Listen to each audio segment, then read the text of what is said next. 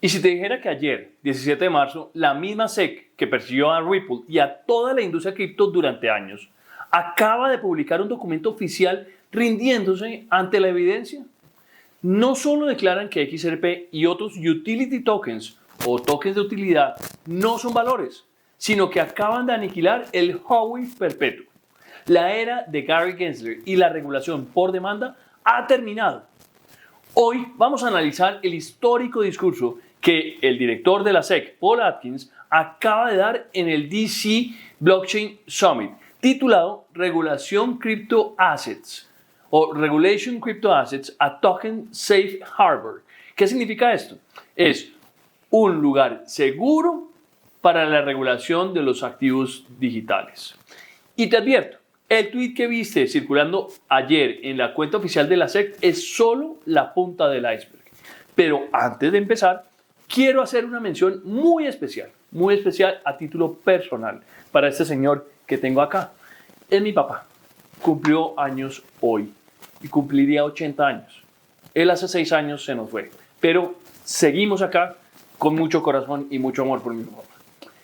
Quédate hasta el final porque vamos a desglosar el quote card oficial, las 3 nuevas exenciones millonarias para proyectos cripto, la nueva taxonomía de 4 categorías y cómo esto abre la puerta definitiva para el mayor bull market institucional de toda la historia. Después de este video, tu forma de ver el mercado va a cambiar para siempre. Eso espero por lo menos. Antes de ver las reacciones de Brad Garlinghouse y Stuart Alderot y muchos más, ¿qué dice exactamente ese tweet oficial de la SEC que rompió el internet ayer y por qué es un giro de 180 grados? Ayer, la cuenta oficial de la SEC publicó un quote card con un extracto clave del anuncio de Paul Atkins. ¿Qué significa un quote card?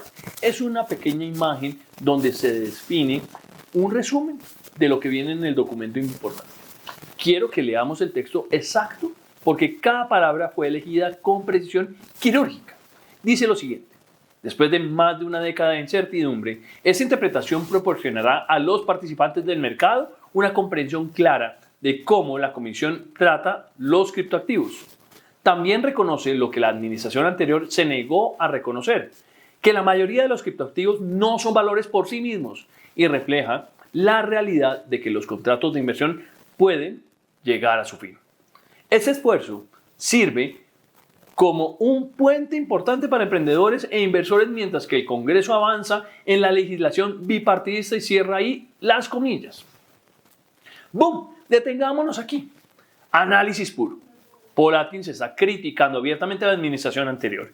Está sepultando más de 10 años de la nefasta estrategia de regulación por aplicación de la ley de Gary Gensler. Es un giro de 180 grados para posicionar a los Estados Unidos como el destino mundial de la innovación. Y para lograrlo, la SEC, en conjunto con la CFTC, acaba de crear una nueva taxonomía oficial. Pongan mucha atención, porque dividieron el mercado en categorías muy claras, que no son securities. La número 1, Digital Commodities o commodities digitales. Aquí entran Bitcoin, Ethereum, Solana, XRP y la inmensa mayoría de las Layer 1 y de las Utility Tokens, de los tokens de utilidad. Pasan justamente y directamente a la jurisdicción de la CFTC. Número 2, los colectibles digitales o los Digital Collectibles, los NFTs no financieros. Número 3, los Digital Tools o las herramientas digitales, los tokens de utilidad o gobernanza pura.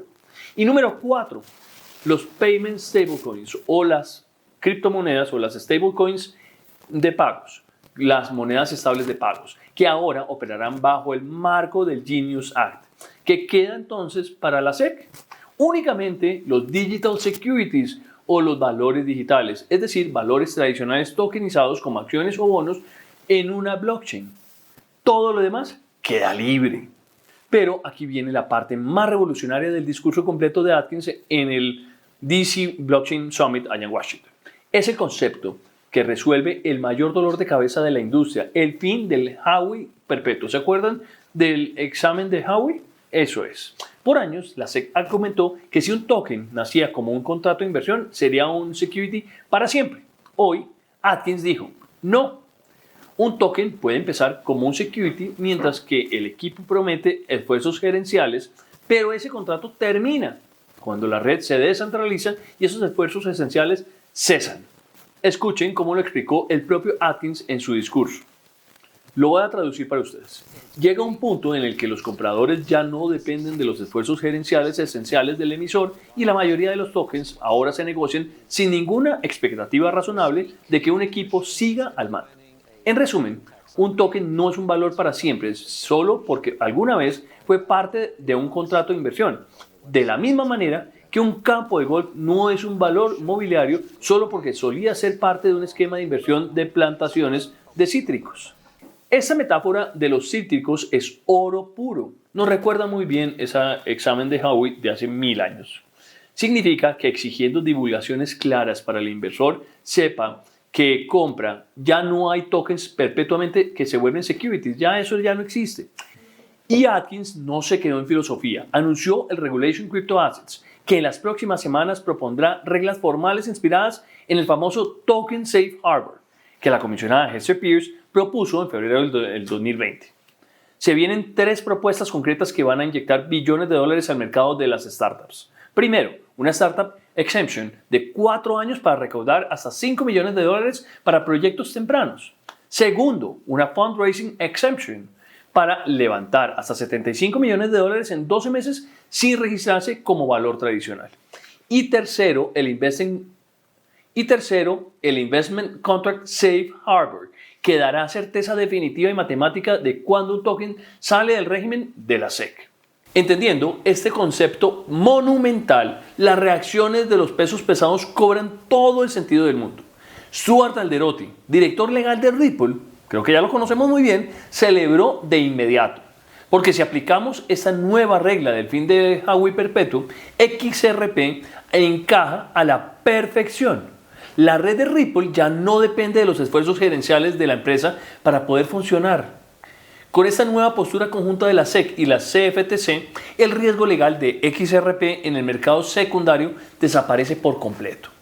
Por otro lado, la periodista Eleanor Terrett destacó también cómo este anuncio sirve como un puente vital. Y atención a esto, el documento aclara explícitamente que los airdrops, el staking, la minería y el wrapping de tokens que no son securities quedan totalmente liberados de la zona gris regulatoria. Los proyectos DeFi y los Layer 1 en todo el mundo, especialmente los desarrolladores en Latinoamérica que temían a la jurisdicción estadounidense, hoy pueden respirar y construir. A nivel macroeconómico eso es extremadamente bullish. Es el fin de la incertidumbre en Estados Unidos. Esto se traduce en más entrada de instituciones tradicionales, más entradas de monedas en los exchanges como Coinbase o Kraken o BitGet o Binance o todos los que ya conocemos, sin miedo a tener demandas y una explosión de innovación local. Pero debemos ser objetivos. Como el mismo tuit de la SEC menciona, esto es un puente temporal hacia la legislación bipartidista del Congreso. Necesitamos que el Congreso apruebe finalmente la Clarity Act para blindar esas definiciones de Digital Commodities por ley y el Genius Act para regular definitivamente a las stablecoins, a las monedas estables. Las agencias, incluyendo a Michael Selig de la CFTC, que participó en este evento, ya marcaron el camino. Ahora le toca a los políticos hacer su trabajo antes de que termine este año. Pero el primer dominó, el más difícil, ya cayó. Lo que sí esperamos es que esta regulación quede aprobada antes de abril, como todos lo estamos apostando. Muchos apuestan a que antes de mitad de año, 75% creo que apuestan a que antes de que termine el primer semestre del año, vamos a tener una aprobación final. En resumen, el anuncio de hoy es la noticia regulatoria más positiva para el ecosistema cripto en más de una década. El quote card que viste en Twitter es solo la fachada del inicio oficial de una era de claridad y colaboración liderada por Paul Atkins. Si quieres entender cómo este triunfo regulatorio se combina con la inyección de liquidez institucional, ve a ver mi último video sobre las políticas de la Reserva Federal. Claridad legal más flexibilización económica es igual al superciclo que todos estábamos esperando. ¿Qué opinas de este Token Safe Harbor? ¿Crees que veremos los ETFs de Solana, de HBAR, de todos llenándose de dinero este año? Déjame tu análisis en los comentarios. Suscríbete al canal, revienta el botón de like y activa la campanita porque mañana subo la segunda parte analizando qué altcoins se benefician más de las nuevas excepciones millonarias. Vamos a ver también y analizar qué está pasando con Mastercard. Eso es solo el comienzo. Gracias por ver hasta el final y nos vemos en el próximo video.